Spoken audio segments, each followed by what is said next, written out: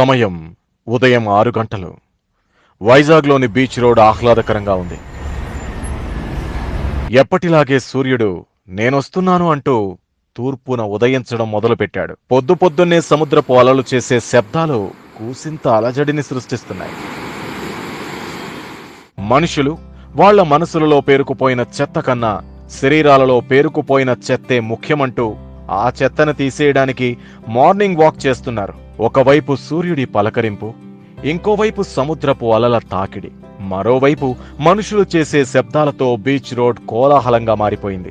అదే సమయంలో వైజాగ్ సిటీ నడిబొడ్డున ఉన్న పోలీస్ క్వార్టర్స్ లోని ఒక అయ్యగారి ఇంట్లో ఫోన్ మోగుతోంది.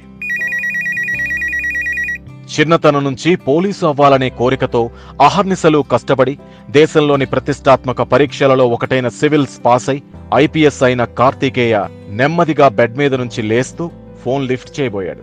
ఈలోగా ఫోన్ కట్ అవడంతో మళ్లీ నిద్రకు ఉపక్రమించాడు. నిన్న నైట్ డ్యూటీ చేయడం వల్ల శరీరాన్ని అంటుకున్న అలసట, బద్ధకం ఇంకా కార్తికేయని వదలడం లేదు. ఈలోగా మరోసారి ఫోన్ మోగుతుండడంతో బలవంతంగా లేచి ఫోన్ లిఫ్ట్ చేశాడు ఏసీపీ కార్తికేయ. అవతలి వైపు గొంతు చాలా గంభీరంగా ఉంది. వెంటనే కమిషనర్ ఆఫీస్కి రమ్మని ఆదేశించాడు కమిషనర్ కరుణాకర్. ఇక చేసేదేమీ లేక బలవంతంగా తన నిద్ర మంకుని వదిలించుకుని కార్తికేయ బయటకు నడిచాడు. పోలీసు ఉద్యోగాలంటే అంతేనేమో మరి.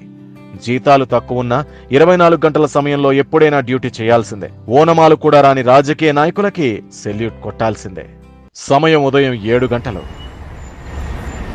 ఏసీపీ కార్తికేయ కారు సరాసరి కమిషనర్ ఆఫీస్లోని మెయిన్ బిల్డింగ్ దగ్గరకొచ్చి ఆగింది. కారులో నుంచి దిగిన కార్తికేయ నేరుగా కమిషనర్ ఛాంబర్ వైపు నడవడం మొదలుపెట్టాడు. కమిషనర్ ఛాంబర్లో 6 అడుగుల ఆజానుబాహుడు ఆసీనుడై ఉండటం చూసి గుడ్ మార్నింగ్ సార్ అంటూ పలకరించాడు కార్తికేయ. గుడ్ మార్నింగ్ చెప్తూ కూర్చోమని సైగ చేశాడా పెద్ద ఆయన. ఏసీపీ కార్తికేయకి ఒక ఫోటో అందచేస్తూ నేరుగా విషయానికొచ్చాడు కమిషనర్ కరుణాకర్. చూడు కార్తికేయ, ఈ ఫోటోలో ఉన్న అమ్మాయి పేరు జ్వాల. వైజాగ్లోని బీచ్ రోడ్లో ఉంటుంది. వైజాగ్ సిటీకి కాస్త దూరంగా ఉన్న గీతం మెడికల్ కాలేజీలో మెడిసిన్ చదువుతోంది. ఈరోజు ఉదయం 6 గంటలకు జ్వాల చనిపోయి ఉండటం చూసి పేపర్ బాయ్ పోలీసులకు ఫోన్ చేశాడు. జ్వాల తన రూమ్లో ఫ్యాన్ కు ఉరి తీయబడింది. ఆ అమ్మాయి బాడీని పోస్ట్ మార్టం కోసం హాస్పిటల్కు తరలించాం. జ్వాల శరీరం ఉబ్బిపోయి ఉండడం, తన శరీరం మీద ఉన్న దారుణమైన గాయాలను చూస్తుంటే జ్వాలని ఎవరో చంపి ఆత్మహత్యలా క్రియేట్ చేసి ఉంటారేమోనని నా అనుమానం. ఈ ఘటన జరిగి కూడా బహుశా 12 గంటలు అయి ఉంటుందని అనిపిస్తోంది. మరో ముఖ్యమైన విషయం ఏమిటంటే జ్వాల చనిపోయిన చోట మనకు కొన్ని డ్రగ్స్ దొరికాయి. వైజాగ్లో మాదక ద్రవ్యాల సంస్కృతి ప్రబలకుండా ఉండాలంటే ఈ కేసుని ఎంత త్వరగా వీలైతే అంత త్వరగా పూర్తి చేయాలి.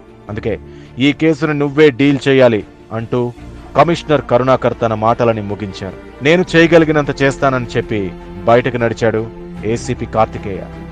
తరువాయి భాగం రేపు ఇదే సమయంలో.